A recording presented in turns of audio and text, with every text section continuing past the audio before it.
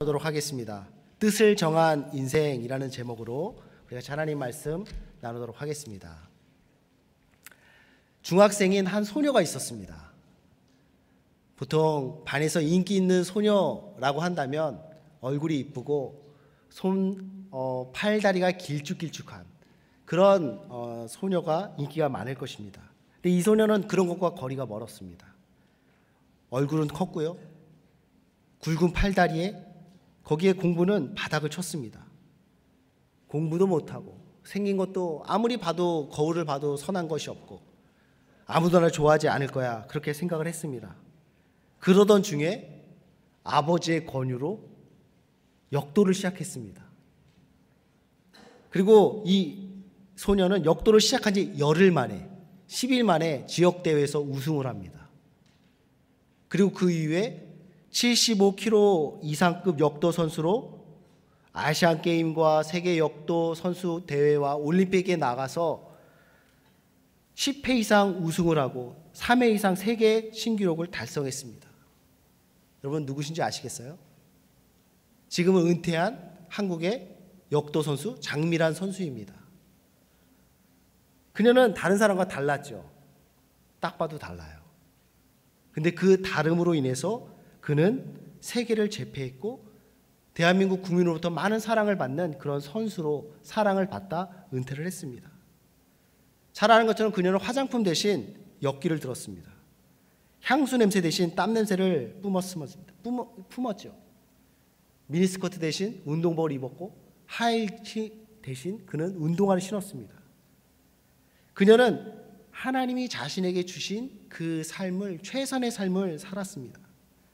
자신만의 삶을 최선을 다해 살았습니다. 그래서 누구보다 멋진 인생이 되었습니다. 저는 우리에게도 하나님께서 주신 삶이 있다라고 믿습니다. 나에게 주신 나만의 삶을 우리는 최선을 다해서 살아야 할 것입니다. 가장 나다운 삶. 하나님이 우리에게 요구하는 것도 바로 그것입니다. 가장 나다운 삶을 사는 것, 가장 나다운 삶을 사는 것. TV 속에 등장하는 그런 멋진 남자의 그 모습이 아니라, 예쁜 주인공의 모습이 아니라 가장 나다운 삶, 한 번도 써져 본 적이 없는 그러한 인생을 써내려가는, 나만의 인생을 살아가는 것, 그것이 하나님께서 우리에게 원하시는 모습일 것입니다. 남들이 한다고 그 길 쫓아가다 보면 나만의 모습을 이룰 수 있습니다. 또는 나만의 길을 걷겠다고 혼자 막 나대다가 길을 잃어버릴 수도 있습니다. 성경은 신명기 32장 6절에서 이렇게 말합니다. 어리석고 지혜 없는 백성아, 여호와께서 이같이 보답하느냐? 그는 내 아버지시오, 너를 지으신 이가 아니시냐? 그가 너를 만드시고 너를 세우셨도다. 하나님이 우리의 아버지 되신다. 그가 우리의 아버지가 되셔서 우리에 대해서, 나에 대해서 계획을 세우고 계시고 나의 삶을 인도해 주신다. 여러분, 가장 나다운 삶의 첫걸음은 무엇이냐? 나를 만드시고 나에 대해서 계획을 갖고 계시고 나를 세워주시는 그 하나님께 붙들려지는 인생입니다. 나를 만드시고 나에 대해서 계획을 갖고 계시고 나를 이끌어 가시는 그 하나님보다 나를 더 잘 알고 나를 잘 인도해 주실 수 있는 분이 누가 있겠습니까? 그 하나님께 붙잡힌 바 되는 인생이야말로 가장 나다운 삶을 살아가는 그 비결이다. 겨울철이 되면 한국에서는 연을 날리는 그런 풍습이 있습니다. 겨울이 되고 찬바람이 불면 그 바람에 연을 날리는 거죠. 여러분 한번 상상해 보세요. 바람이 불고 있습니다. 그 바람에 연을 띄웁니다. 내가 연이에요. 바람이 부는데, 바람이 찬데 그 바람이 기분 나쁘지가 않습니다. 그 바람을 타고 내가 서서히 날아오릅니다. 서서히 날아오릅니다. 더 높이 날아오릅니다. 근데 뭐가 걸려요. 실이 나를 잡아당깁니다. 불편해요. 더 날아오를 수 있을 것 같은데 이 실 때문에 내가 날아오르지 못하는 것 같이 여겨집니다. 그래서 그 실을 끊어버리면 어떻게 될까요? 이 실이 나를 걸고 있어서, 나를 붙잡고 있어서, 나를 막고 있어서 내가 날아오지 못한다라고, 내가 방해를 받고 있다라고 생각했지만 정작 이 실이 끊어지면 연은 잠깐은 공중에 떠오른 것 같지만 결국은 균형을 잃고 땅으로 곤두박질 치고 말 것입니다. 여러분, 그래서 실 끊어진 연은 우리는 그것을 자유를 얻었다 그렇게 말하지 않고 망했다라고 말합니다. 실을 연에서 끊어내는 순간 그 연은 균형을 잃고 그대로 땅으로 곤두박질 치는 것입니다. 우리 인생도 마찬가지입니다. 하나님을 떠난 인생, 자유로운 인생인 것 같지만 사실은 실 끊어진 연입니다. 결국 곤두박질 치는 인생이 되고 말 것입니다. 우리가 하나님을 섬겨주고 하나님을 믿어주는 것이 아니라 사실은 하나님이 우리를 붙잡아주고 하나님이 우리를 인도해 주시고 하나님이 우리를 살린다는 거죠. 그 생명줄 되신 하나님을 꼭 붙잡는 우리 모두가 되길 바랍니다. 오늘 본문에 보면 생명줄 되신 하나님을 꼭 붙잡는 사람이 있었습니다. 누구죠? 다니엘이었습니다. 8절 말씀 우리 다시 한번 보기 원합니다. 우리 같이 읽습니다. 시작. 다니엘은 뜻을 정하여 왕의 음식과 그가 마시는 포도주로 자기를 더럽히지 아니하리라 하고 자기를 더럽히지 아니하도록 환관장에게 구하니. 다니엘이 뜻을 세웠습니다. 그 뜻은 무엇이었냐면 내가 하나님을 온전히 섬기겠다라는 것이었습니다. 하나님을 온전히 섬기겠다. 근데 그것은 내가 의리가 있어서 하나님을 섬기겠다라고 말하는 것이 아니었습니다. 내가 살기 위해서, 내가 살 길은 주님을 꼭 붙잡는 것이었기 때문에, 주님 손에 붙들림 바 되는 것이기 때문에 주님을 꼭 붙잡고, 그래서 내가 주님 뜻대로 살겠습니다, 주님을 온전히 섬기며 살겠습니다 라고 다짐했다는 것입니다. 하나님 뜻대로 살겠다라는 결단.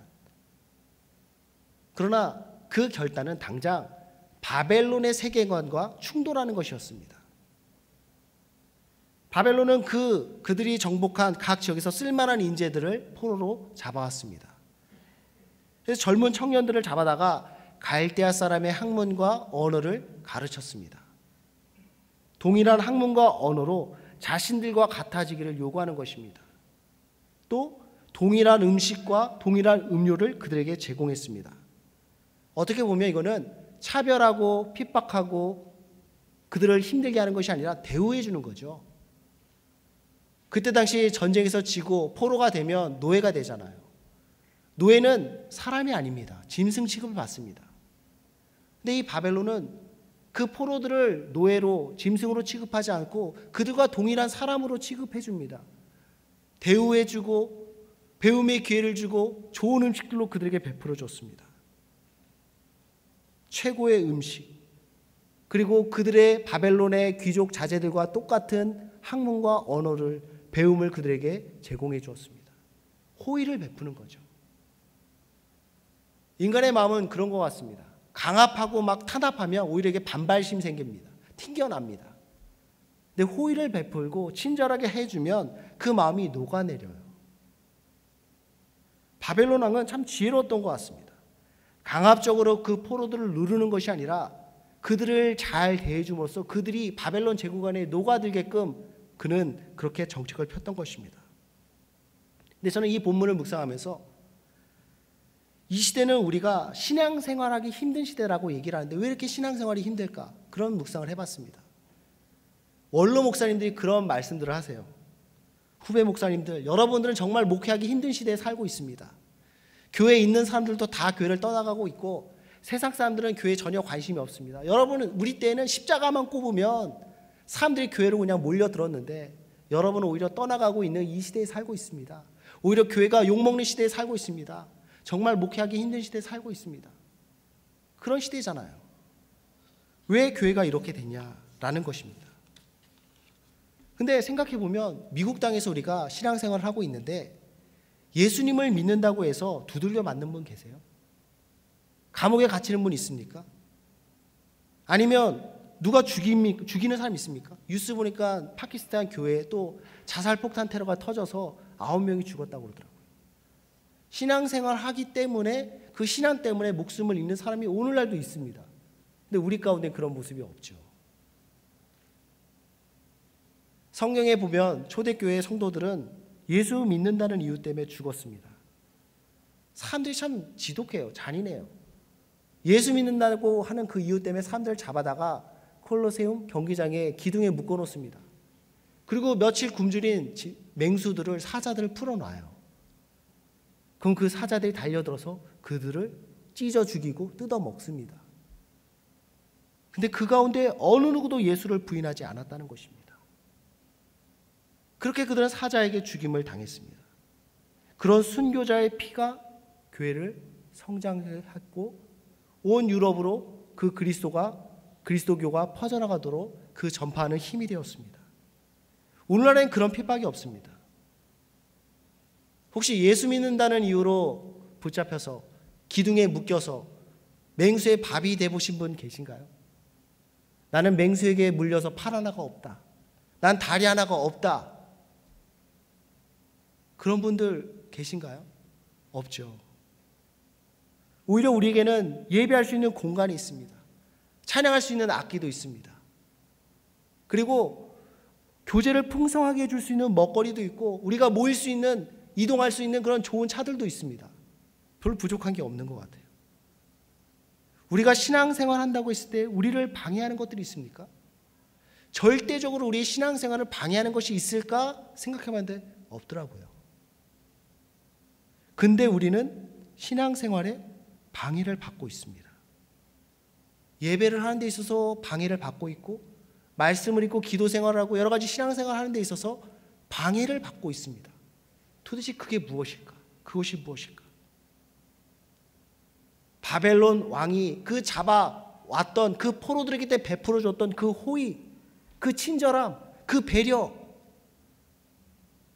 그것들이 우리를 그 하나님에 대한 민감, 하나님께 민감해져야 될 그런 것들을 무뎌지게 만들고 있고 하나님께 열려 있어야 될 우리의 눈과 귀를 닫게 만들고 하나님께 나가야 될 우리의 걸음을 묶어놓고 그 자리에 주저앉게 만들고 있는 것은 아닌지 우리는 고민해야 될 것입니다.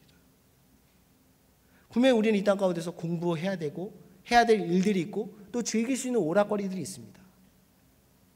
그 자체가 죄악은 아니죠. 또는 그 자체가 마귀적인 것은 아니죠.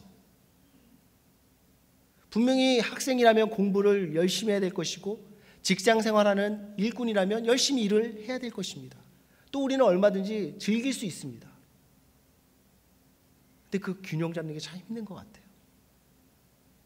바벨론 왕이 베풀었던 그 호의로 인해서 그것에 취해서 우리가 누구인지 내가 어떻게 살아야 되는지를 우리는 잊고 있지 않은가? 이것을 우리는 항상 기억해야 되는 것입니다. 사도 바울은 말합니다. 로마서 14장 8절 우리가 살아도 주를 위하여 살고 죽어도 주를 위하여 죽나니 그러므로 우리가 사나 죽으나 우리가 주의 것이로다. 우리가 살아가야 될 목적, 우리 삶의 의미 주님이라는 거죠. 예수님이라는 거죠. 우리가 살아간다면 그 살아가는 이유도 주님 때문입니다. 우리가 죽어야 한다면 그리스도인으로서 죽을 수도 있는 거죠. 죽어야 한다면 그 죽을 이유도 예수 그리스도인 것입니다.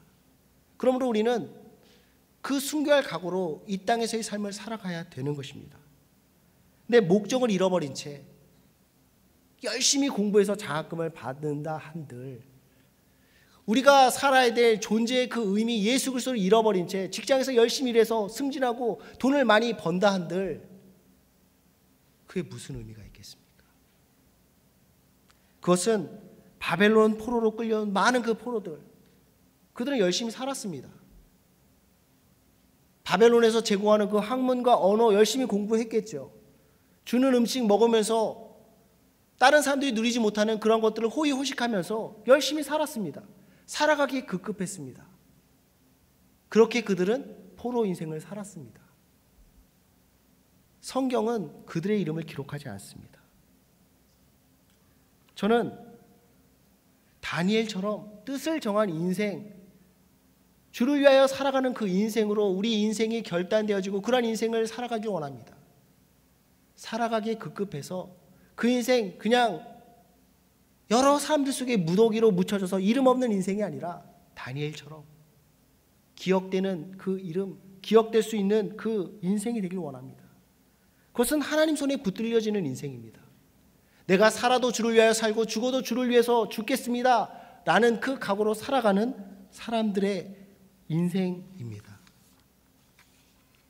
다시 한번 말하지만 세상은, 특별히 오늘날은 호의로, 즐거움으로, 재미로 우리의 신앙을 약화시키고 우리를 무기력화시킵니다. 그때마다 우리가 견고히 서는 방법은 무엇이냐면 우리의 목적을 다시 한번 되새기는 것입니다. 우리 인생의 목적, 주를 위해서 사는 것입니다. 우리 인생의 의미는 주를 위하여 쓰임받는 것입니다. 그것을 계속해서 되새기는 것입니다.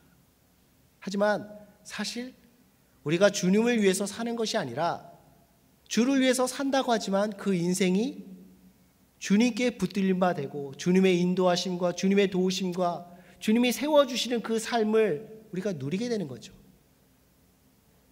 실에 매달린 연처럼 실이 연을 균형 잡게 하고 날아오르게 하는 것처럼 우리가 주님께 붙어 있을 때에 우리 인생의 균형을 잡을 수 있고 더 높이 날아오를 수 있게 되는 것입니다. 구체적으로 믿음으로 뜻을 세운 인생은 어떤 인생입니까? 세 가지로 정리할 수 있을 것 같습니다. 첫째, 그것은 신앙의 기준을 갖고 있는 인생입니다. 둘째, 완고함이 아닌 유연함으로 대안을 제시할 수 있는 인생입니다. 셋째, 희생함으로 그 원칙을 지켜내는 것입니다. 첫째, 뜻을 정한 인생은 신앙의 기준이 있습니다. 8절, 다윗은 뜻을 정하여 왕의 음식과 그가 마시는 포도주로 자기를 더럽히지 아니하리라 하고, 다니엘은 자기를 더럽히지 아니하리라 결단했습니다. 주의 백성으로서 거룩한 삶을 살겠다라는 다짐이었습니다. 구체적인 방법은 왕의 음식, 왕의 포도주를 먹지 않겠다는 그 결단이었습니다. 왕의 음식과 왕의 포도주라고 한다면 최고급 음식을 의미하는 것이거든요. 나는 이것을 먹지 않겠다. 저는 반찬과 음식 이런 것들을 가리지 않는다라고 생각했습니다.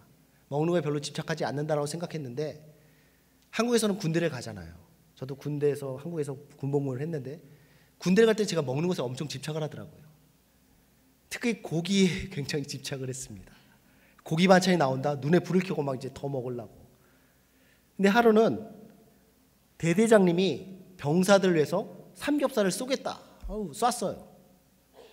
전날 다른 부대와 운동 시합을 했는데 모든 종목에서 다 이긴 거예요. 그러니까 기분이 너무 좋아가지고 자기 돈으로 삼겹살을 쏘겠다. 그러니까 완전 이제 축제가 벌려진 거죠. 근데 하필 이날이 주일이었습니다.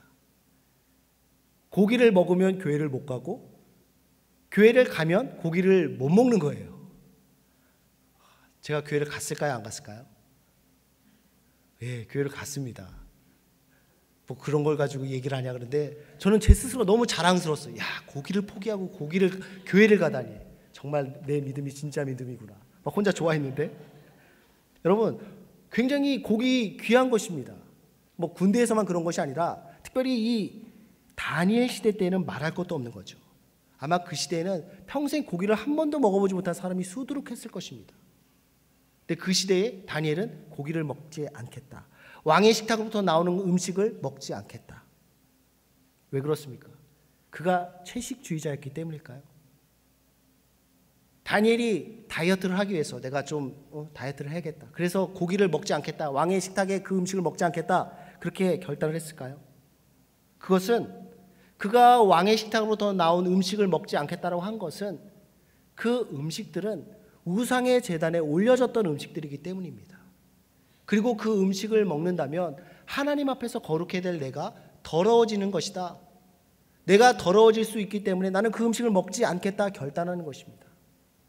다르게 말하면 그가 왕의 식탁에 그 음식을 먹지 않겠다라고 결단을 내린 이유는 단 하나예요.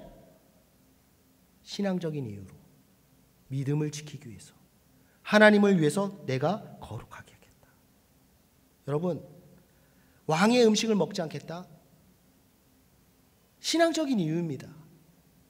그 이유 때문에 그는 자기에게 베풀어준 그 호의를 거부하는 것입니다. 산의 진미를 거부하고 있는 것입니다. 동시에 그것은 왕의 뜻과 충돌하는 거예요. 왕이 하라고 하면 해야 되는 그 시대잖아요. 왕이 먹으라고 하면 그거 먹어야 되는데 그걸 먹지 않겠다라고 하는 것입니다. 어느 누가 그 왕의 뜻에 그렇게 도전할 수 있겠습니까? 목숨을 거는 거죠. 여러분, 우리가 왜 뜻을 정해야 되는 줄 아십니까? 왜 우리가 믿음으로 뜻을 정하고 삶을 살아야 되는 줄 아십니까? 뜻을 정하지 않으면, 기준이 없으면 다른 누군가에 의해서 우리의 삶이 흔들릴 수 있기 때문입니다. 왕이라는 절대자가 하라고 하면 해야죠. 기준이 없다면 하라고 하면 하는 겁니다. 또는 그 판결로 인해서 우리는 막 쫓겨가게 됩니다. 사람들이 원하고 바라고 그런 것들이 우리의 삶들, 우리의 시간을 소비하게 됩니다. 그렇기 때문에 우리는 뜻을 정해야 되는 것입니다. 가령 예배의 자리, 무슨 일이 있어도 빠지지 않겠다 정해야 되는 거죠. 뜻을 세워야 됩니다. 그래야 지킬 수 있어요. 그러면 그 믿음의 원칙이 나를 지켜줍니다. 제가 군대에서 고기를 안 먹고 교회 갔다고 그랬죠. 고기를 안 먹는 것도 힘들었지만 이날 교회가 상당히 힘들었는데 뭐가 힘들었냐면, 군대에서는 부대 밖으로 나가기 위해서는 신고를 하고 가야 돼요. 그래서 이제 종교 행사라고 말하는데, 종교 행사를 하기 위해서 신고를 하기 위해서 상원실로 들어갔는데 거기에 대대장님과 여러 간부들이 있었습니다. 딱 제가 서 있으니까 너 뭐야? 그러더라고요. 예, 종교 행사 가는 인원입니다. 너 혼자야? 예, 가지 마. 불교, 천주교, 기독교가 있는데 400여 명 되는 그 부대원 중에 그날 종교 행사 가는 사람이 저 혼자였습니다. 그러니까 왜 가냐? 가지 말라는 것입니다. 막 뭐라고 막 욕을 해요. 옆에 대대장님이 계셨는데 저는 그래도 저를 지지해주고 그래 갔다 와라 할 줄 알았더니 더 욕을 하더라고요. 내가 내 돈 써서 회식하는데 너 뭐야? 왜 빠져? 막 대대장님이 굉장히 높으신 분이거든요. 일개 병사를 막 갈구는데 너무 힘들었습니다. 근데 저는 단순했습니다. 어떻게 예배를 빠질 수 있나? 예배? 주일? 가야지. 그래서 갔습니다. 그랬더니 그 이후에 제가 교회 가는 것을 막는 사람이 없더라고요. 쟤는 당연히 주일날 교회 가는 겁니다. 군대다 보니까 1년에 2번씩 야외 훈련을 합니다. 텐트 치고 생활하면서 다 거기서 밥 해먹고 전투복 입고 총 메고 막 위장 크림 바르고 막 이러고 다녀요. 당연히 주일에 교회를 못 가죠. 대대장님이 저를 찾아오시니 야, 너 교회 가야지. 왜 안 가고 여기서 뭐해? 대대장님 차 태워서 저를 교회로 데려다 주시더라고요. 원칙을 지키면 그 원칙이 나를 지켜주는 것입니다. 그런 원칙을 세우지 않으면, 그런 기준이 없으면 우리는 결코 온전한 믿음 생활을 할 수 없는 것입니다. 기준을 세워라. 그것이 우리를 지켜준다. 예배만큼은 절대 빠지지 않겠다. 하루 이 시간만큼은 기도의 시간으로 지키겠다. 이 시간만큼은 말씀을 묵상하며 말씀을 읽고 하겠다. 결단해야, 뜻을 세워야 겨우 지킬까 말까요. 신앙의 기준을 세워야 된다. 두 번째로, 뜻을 정한다는 것은 완고함이 아닌 대안을 제시할 수 있는 것입니다. 뜻을 정한다고 해서 이것은 내 뜻이다, 이것은 옳은 뜻이다, 다른 사람은 상관 않겠다라고 한다면 이것은 뜻을 정한 인생이 아니라 적을 만드는 인생이고 독단적인 인생이고 고립되는 인생입니다.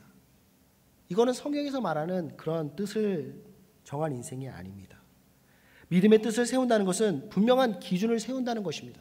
그리고 이 기준은 타협할 수 없는 부분이죠. 그래서 완고해지는 것을 의미하지 않고 우리가 기준을 지키기 위해서 오히려 유연해져야 됩니다. 본질적인 것과 비본질적인 것도 구분할 줄 알아야겠죠. 가령 다니엘은 왕의 음식과 포도주를 먹는 것, 이것은 우상에 바쳐진 음식이기 때문에 먹지 않겠다, 먹을 수 없다, 그렇게 기준을 세웠습니다. 이것은 타협할 수 없는 부분이죠. 그러나 다니엘은 다른 부분에 있어서는 얼마든지 타협을 합니다. 예를 들어서 이 세 친구의 이름은 유대식 이름이 있는데 바벨론식 이름으로 바꿔요. 7절에 보면 환관장이 그들의 이름을 고쳐 다니엘은 베드사살이라 하고, 하나냐는 사드락이라 하고, 미사엘은 메삭이라 하고, 아사랴는 아벳느고라 하였더라. 이름을 바꿉니다. 그가 생각할 때 이건 비본질적인 거라고 생각한 거예요. 그러니까 바꾸라고 하니까 얼마든지 바꾸는 겁니다. 쓸데없는 것에, 비본질적인 것에 힘 뺄 이유가 없는 거죠. 그러나 음식을 먹는 것, 이것은 신앙적인 부분이고 이것은 타협할 수 없는 부분이라고 생각했습니다. 그래서 왕의 뜻과 충돌합니다. 근데 다니엘이 왕의 음식과 포도주를 먹지 않는다라고 했을 때에, 그것을 그 관리하는 환관장에게 얘기했을 때 그 환관장이 이렇게 말합니다. 10절이죠. 10절 말씀. 환관장이 다니엘에게 이르되 내가 내 주 왕을 두려워하노라. 그가 너희 먹을 것과 너희 마실 것을 지정하였거늘 너희 얼굴이 초췌하여 같은 또래의 소녀들만 못한 것을 그가 보게 할 것이 무엇이냐. 그렇게 되면 너희 때문에 내 머리가 왕 앞에서 위태롭게 되리라 하니라. 무엇입니까? 왕의 음식을 안 먹는 건 좋다. 그러나 그 음식을 먹지 않음으로 인해서 너희 얼굴이 초췌해진다. 너희 상태가 안 좋아진다. 그러면 왕이 나에게 그 책임을 물을 것이다. 왕이 나에게 그러한 책임을 묻는다면 내 목이 날아갈 수도 있다. 어떡하냐? 그러자 다니엘은 자기 뜻만 주장하는 것이 아니라 환관장이 공경에 처하지 않도록 다른 대안을 제시한다는 거죠. 12절 13절. 청하오니 당신의 종들을 열흘 동안 시험하여 채식을 주어 먹게 하고 물을 주어 마시게 한 후에 당신 앞에서 우리의 얼굴과 왕의 음식을 먹는 소년들의 얼굴을 비교하여 보아서 당신이 보는 대로 종들에게 행하소서 하매. 다니엘은 자기의 믿음을 지키기 위해서, 믿음대로 살기 위해서 자기 뜻을 주장하지만 그것이 환관장에게 피해가 된다라고 했을 때는 피해가 가지 않을 수 있는 다른 방법들을 생각하고 그것을 제안합니다. 참된 믿음의 원칙은 내 뜻, 내 원칙만을 주장하지 않습니다. 내 방법만을 주장하지 않습니다.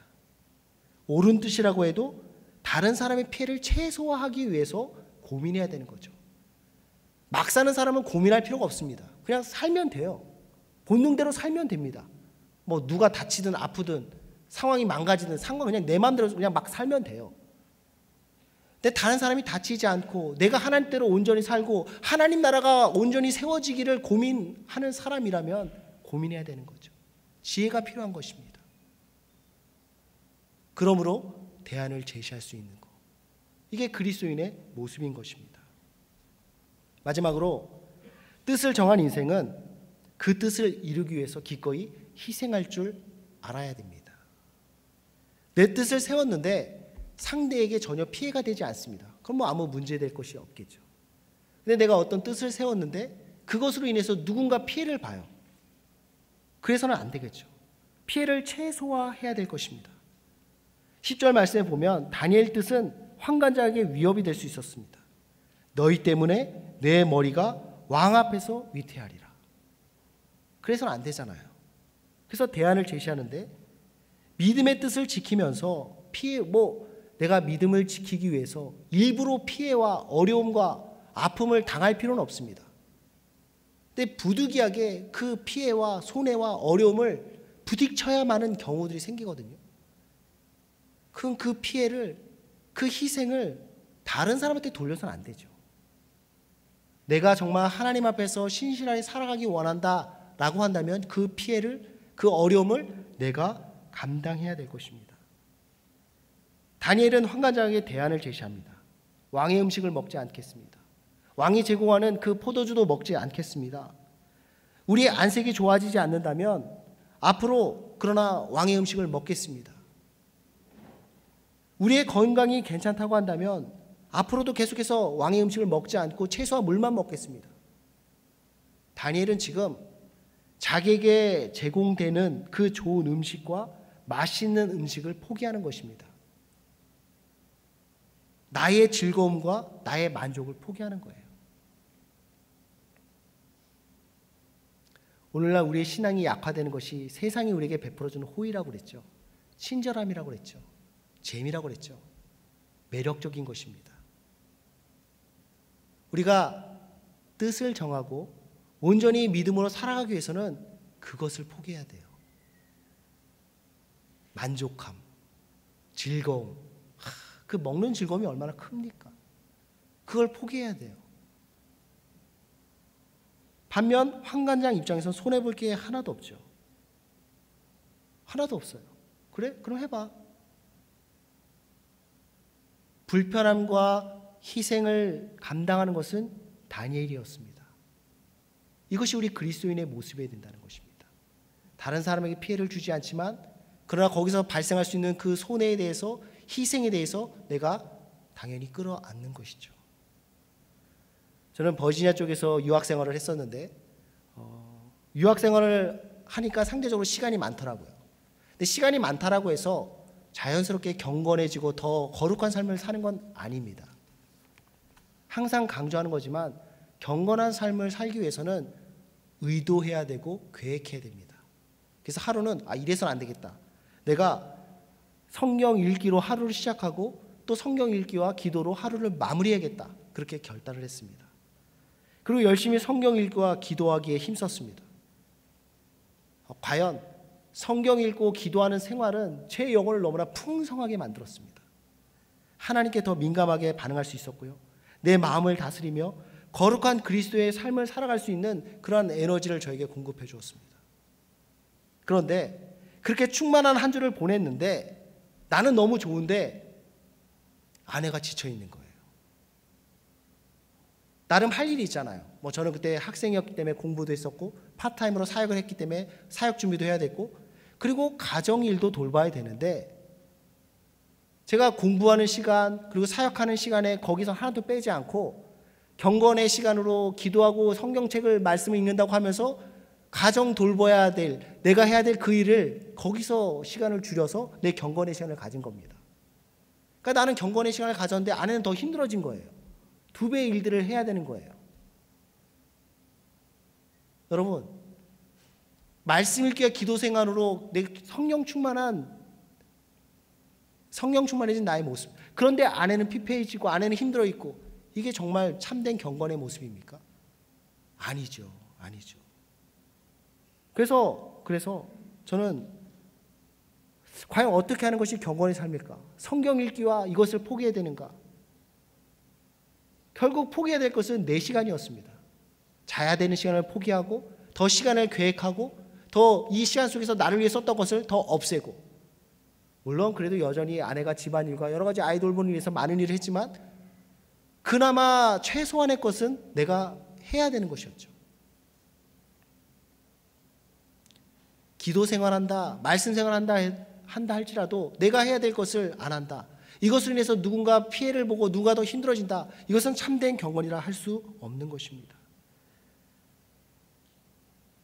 내가 믿음을 지키고 내가 거룩한 생활을 하기 위해서 내가 손해를 봐야 되고 내가 피곤해질 수밖에 없고 내가 수고해야 되는 부분들이 더 많아져야 한다는 것입니다. 물론 큰 관점에서 보면 손해가 아닌 거죠. 결국은 하나님께 붙잡힌 바 되는 인생입니다. 그리고 하나님이 책임져 주는 인생이 되는 것입니다. 하나님이 그리고 이것들을 갚아주십니다.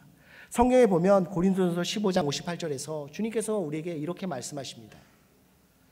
그러므로 내 사랑하는 형제들아 견실하며 흔들리지 말고 항상 주의 일에 더욱 힘쓰는 자들이 되라. 항상 주의 일에 더욱 힘쓰는 자들이 되라. 너희 수고가 주 안에서 헛되지 않은 줄 알미라. 이것이 믿음 생활을 하며 평생 손해보는 인생을 살았던 사도 바울의 고백입니다. 너희가 제대로 신앙생활하기 원하니? 그러면 아마 너희는 굉장히 손해를 볼 것이야. 너희는 아마 피곤할 거야. 괜히 짊어지지도 않을 그 십자가의 짐을 짊어져야 될 거야. 그러나 그 수고가 주님 안에서 결코 헛되지 않다. 그것을 주님께서 다 갚아주실 거야. 그러니 항상 더욱 주의 일에 힘쓰기를 바란다. 이것이 사도 바울이 우리에게 권면하는 말씀입니다. 뜻을 정한 인생, 다니엘은 뜻을 정했습니다. 그리고 정말 멋진 인생을 살아갑니다. 날아오르는 인생을 살아갑니다. 그러나 그러기까지 손해를 보고 희생하고 헌신했던 그 모습이 있다는 것을 우리는 기억해야 될 것입니다. 그 뜻을 지키는 것이 연을 균형 잡게 하고 연을 날아오르게 하는 그 실이 된다는 것입니다. 실의 매듭이 된다는 것입니다. 이 사실을 기억하며 뜻을 정한 인생으로 다니엘 같은 인생을 살아가길 바랍니다. 말씀을 마무리하도록 하겠습니다. 연이 줄에 매달려 날아오릅니다. 하늘을 날아오릅니다. 실로 인해서 연은 제한받는 것 같고 불편하게 만드는 것 같지만 사실은 그 연은 실 때문에 균형을 잡고 날아오르는 것입니다. 이처럼 하나님께 붙잡힌 바 된 인생, 뜻을 정했다. 나를 가두는 것 같고 나를 제한하게 만드는 것 같고 되게 재미없는 인생을 살게 만드는 것 같지만 사실은 그것이 나를 균형 잡게 하고 사실은 그것이 나를 날아오르게 하고 사실은 그것이 나를 가장 나다운 인생 살게 하는 것이다. 기억할 수 있길 바랍니다. 구체적으로 그것은 신앙의 기준을 갖는 인생입니다. 완고함이 아닌 유연함으로 늘 대안을 제시할 수 있는 인생입니다. 그리고 기꺼이 희생함으로 그 원칙을 지켜내는 인생입니다. 다니엘이 그러한 인생을 살았습니다. 그리고 이제 우리가 다니엘처럼 뜻을 세움으로 나만의 그 인생, 하나님께서 우리에게 기대하고 있는 가장 나다운 인생을 살아갈 수 있는 우리 모두가 되기를 바랍니다. 기도하겠습니다. 하나님, 다니엘은 뜻을 정한 인생을 살았습니다. 그러므로 가장 자기다운 인생 살았습니다. 간절히 바라기는 우리도 믿음으로 뜻을 세우고 그 믿음을 지켜내므로 가장 나다운 인생 살아갈 수 있도록 도와주시옵소서. 감사드리며 예수님의 이름으로 기도드립니다. 아멘.